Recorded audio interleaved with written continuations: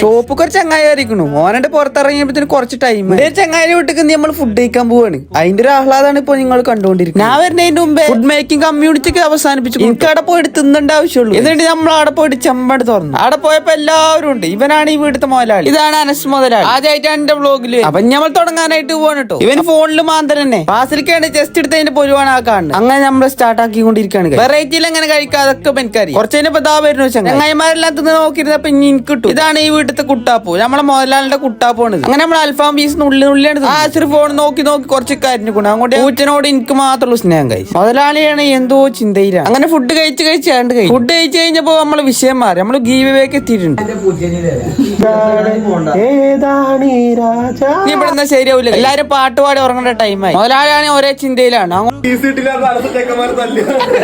നിക്കാ കഴിഞ്ഞിക്കണു തന്നെ ഉള്ളൂ. ഇപ്പോഴും കുട്ടികളുടെ മനസ്സാണ്.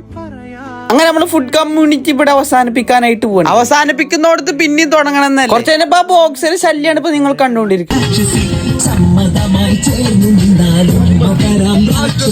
ഇനി ഇവിടെ നിൽപ്പോ നാട്ടുകാരൊക്കെ പാടെ നമ്മളെ 500,000 പ്രതീക്ഷകളോടെ